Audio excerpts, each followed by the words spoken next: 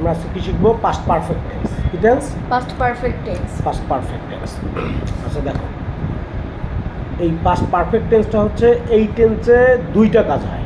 মানে দুইটা কাজ হয় মানে অতীতকালে দুইটা কাজ হয়েছিল। ভালো করে মনোযোগ দাও। অতীতকালে কয়টা কাজ হয়েছিল? দুইটা কাজ। কয়টা কাজ হয়েছিল বলো? দুইটা কাজ। দুইটি কাজ হয়েছিল। হয়েছিল, দুইটা কাজেই হয়েছে। দুইটা কাজ তো আর একসাথে হয়নি, না অবশ্যই একটা আগে হয়েছে একটা পরে হয়েছে, তাই তো? তাহলে পাস্ট পারফেক্ট টেন্সে মনে রাখতে হবে যে কয়টা কাজ? দুইটা কাজ হয়। কখন হয়? অতীতকালে। কোন কালে? অতীতকালে দুইটি কাজ হয়েছিল এরকম যদি বোঝায় সেক্ষেত্রে আমরা কি লিখবো কাও? সেক্ষেত্রে আমরা লিখবো সেটা কোন টেন্স হবে? পাস্ট পারফেক্ট টেন্স হবে, তাই না? এই পাস্ট পারফেক্ট টেন্সের গঠনটা দেখো। এই পাস্ট পারফেক্ট টেন্সের গঠনটা হচ্ছে প্রথমে সাবজেক্ট, প্রথমে কি? সাবজেক্ট, তারপর হচ্ছে হ্যাড, সাবজেক্টের পরে কি? হ্যাড, হ্যাড প্লাস ভিতরি, ভিতরি তো জানো পাস্ট পার্টিসিপেল, প্লাস বাকি অংশ বা এক্সটেনশন। ঠিক আছে? বাকি অংশ বা কি? স্যার লক্ষণটা দেখো এখানে, এখানে দেখো। তাহলে বললামই তো যে কয়টা কাজ হবে? দুইটা কাজ হয়েছিল। এটাই চেনার ওয়ে হচ্ছে এটাই যে পাস্ট পারফেক্ট টেন্সটা কীভাবে চিনবো, যে এখানে দুইটা কাজ হয়েছিল। কয়টা কাজ? দুইটা। অতীতকালে দুইটা কাজ হয়েছিল, একটা আগে হয়েছিল একটা পরে হয়েছিল, সাধারণত মনে রাখবা। আর পাস্ট পারফেক্ট টেন্সের গঠনটা হচ্ছে প্রথমে সাবজেক্ট, তারপরে হ্যাড, তারপরে ভিতরি, তারপরে এক্সটেনশন, বাকি অংশ লিখতে হবে। এখন যে দুইটা কাজ যে হবে, একটা কাজ আগে হবে আর একটা কাজ কি হবে? পরে হবে। মানে হবে বলতে হয়েছিল। হ্যাঁ হয়েছিল। অতীতকালে একটা কাজ আগে হয়েছিল, একটা কাজ পরে হয়েছিল। যে কাজটা আগে হয়েছিল অতীতকালে, যে কাজটা ভালো করে দেখো, এই যে বলে দিচ্ছি দেখো, অতীতকালে যে কাজটা আগে হয়েছিল সেটা হবে পাস্ট পারফেক্ট টেন্স। কোন টেন্সের নিয়ম অনুসারে হবে? পাস্ট পারফেক্ট টেন্সের নিয়ম। হ্যাঁ, আমি লিখে দিলে বুঝতে পারো। পাস্ট পারফেক্ট টেন্সের নিয়ম অনুসারে হবে। আর অতীতকালে যে কাজটা পরে হয়েছিল, কখন হয়েছে পাও? পরে হয়েছিল সেটা হবে past indefinite tense. Past indefinite tense. কি বুঝছো? তাহলে যে কাজটা অতীতকালে আগে হয়েছিল সেটা হবে পাস্ট পারফেক্ট, আর যে কাজটা অতীতকালে পরে হয়েছিল সেটা হবে পাস্ট ইনডিফিনিট। পাস্ট ইনডিফিনিট টেন্সের গঠন কিন্তু আমরা জানি subject plus V1 plus subject plus V2 plus extension, তাই তো? আচ্ছা, এমনি একটা উদাহরণ দিই, দেখো বাংলা বাক্য। স্যার লক্ষণটা তো আমি বুঝলাম। লক্ষণ মানে কি? চিনবা কি করে? হ্যাঁ, চিনবা কি করে? এমনি তো চিনবাই পাবে। ধরো আমি বলতেছি, দেখো যে প্রথমে সাবজেক্ট, ইংরেজি যদি দেখো তাহলে প্রথমে সাবজেক্ট, হ্যাড, ভিতরি, এক্সটেনশন। আর বাংলা বাক্যে যদি দেখো, সাধারণত বাংলা বাক্যে দুইটা অংশ থাকবে। কোন দুইটা অংশ? আমি দুইটা অংশ দেখলেই বুঝি, একটা আগে হয়েছিল একটা পরে। যেমন একটা উদাহরণ দিই, দেখো মানে এই জেনারেল উদাহরণ একটা দেখো, ডাক্তার আসিবার পূর্বে রুগীটি মারা গেল। ডাক্তার আসিবার পূর্বে রুগীটি মারা গেল।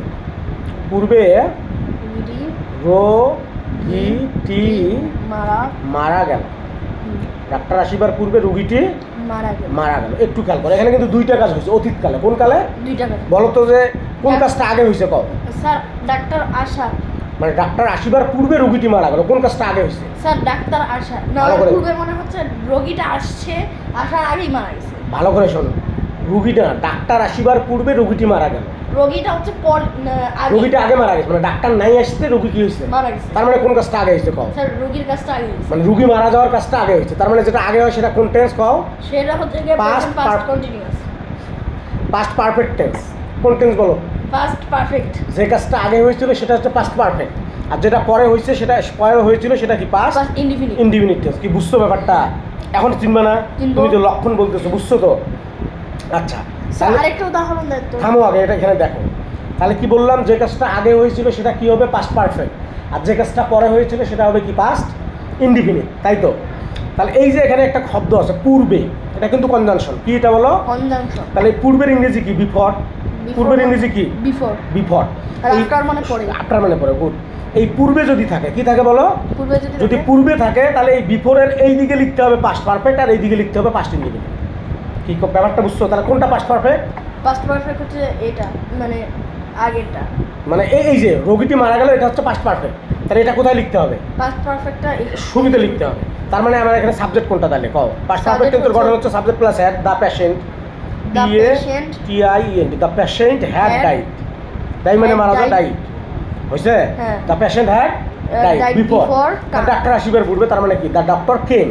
কারণ সাবজেক্ট প্লাস V2 যে, না বোঝো নাই? কেম তো এটা পাস্ট হয়ে গেল না? হ্যাঁ, তো এটা কোন টেন্স হবে? ডাক্তার আসিবার পূর্বে এটা কোন, মানে ডাক্তার আসিবার পূর্বে রোগীটি মারা গেল, তাহলে এটা কি পড়া হয়েছে না? হ্যাঁ। এটা কোন টেন্সের নিয়ম অনুসারে হবে? সেটা পাস্ট ইনডিফিনিট। indefinite। পাস্ট ইনডিফিনিটের গঠন কি? পাস্ট ইনডিফিনিট হচ্ছে সাবজেক্ট প্লাস V1 প্লাস বাকি অংশ। সাবজেক্ট প্লাস V2 প্লাস বাকি অংশ। তাহলে ও, কামের V2 কি? V2 হ্যাঁ, কামের V2 কি? হ্যাঁ, কামের V2 কি? কে? কামের V2 তাহলে came। দা ডক্টর কে? Came। কি বুঝছো না বোঝো নাই? হ্যাঁ, আমি আরেকবার বলতেছি স্যার শোনো। ওয়েন্ট। ওয়েন তো গো মানে যাওয়া, গোয়ের পাশ হচ্ছে ওয়েন। এটা তো এখানে তো কি, এটা আসার কথা বলা হয়েছে। কেম। হ্যাঁ, কাম কেম কাম।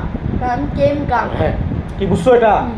তাহলে আমি কি বললাম যে পাস্ট পারফেক্ট টেন্সে দুইটা কাজ হয়েছে। অতীতকালে কয়টা কাজ হয়েছিল? দুইটা কাজ। দুইটা কাজ, একটা আগে হয়েছিল আর একটা কি? পরে হয়েছে। যে কাজটা আগে হয়েছিল সেটা হচ্ছে কি? Past Past perfect. আর যে কাজটা পরে হয়েছিল সেটা হচ্ছে পাস্ট ইনডিফিনিট।